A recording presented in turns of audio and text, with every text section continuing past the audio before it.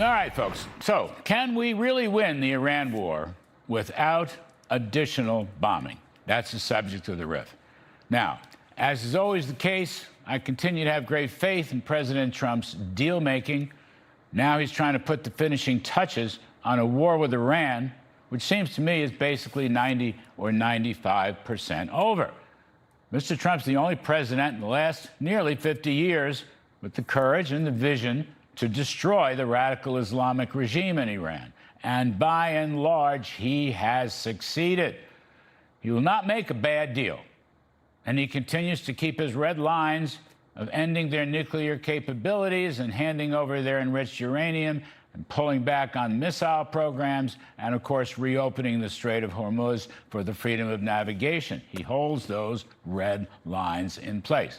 The question is, can these red line goals be achieved without a resumption of military action? Now, surely we don't want to provide any economic assistance to Iran.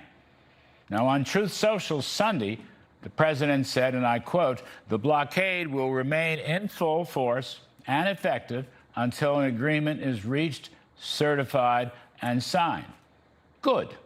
He also stated clearly that Iran cannot develop or procure a nuclear weapon or bomb. Good. In other words, no dust, no dollars. This is spot on. The moment we make an Obama-style cash infusion to Iran, well, they'll go right out and use it to rebuild their weapons, their nuclear operations, their state sponsorship of terrorism. Of course they will. Iran's the most gruesome, inhumane, Nazi-like regime in the last 100 years. It's a modern-day Gestapo that has already reportedly slaughtered well over 50,000 people this year alone. It must be stopped. And Mr. Trump's military operations, Midnight Hammer and Epic Fury, plus his economic fury, guided by Treasuryman Scott Bessent, all that has virtually taken Iran out and completed the mission. But in the middle of negotiations, you have Iran trying to lay mines in the Strait of Hormuz and firing missiles at American naval ships. Of course we fired back successfully, but it just goes to show this is a crowd that can never be trusted. They lie, cheat, steal as a way of life.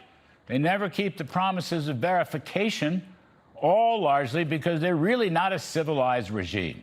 Instead, they prefer to negotiate as to how they're going to negotiate in the future, providing lists and conditions that have nothing to do with reality, but might extend the talks forever. Now, President Trump knows all this, but notwithstanding, he is engaged in intense diplomacy with the IRGC or some faction or somebody there. We've gone from a 2-week ceasefire, then another week, then indefinite ceasefire. We could be in for another 60 or 90-day negotiating phase. But with all this question must be faced. To make good on his red lines, to properly set the stage for a new era of peace and freedom in the Middle East and around the world, even to extend the Abraham Accords, including with Israel, can these noble, historic missions really be completed without additional bombing? And that's the riff.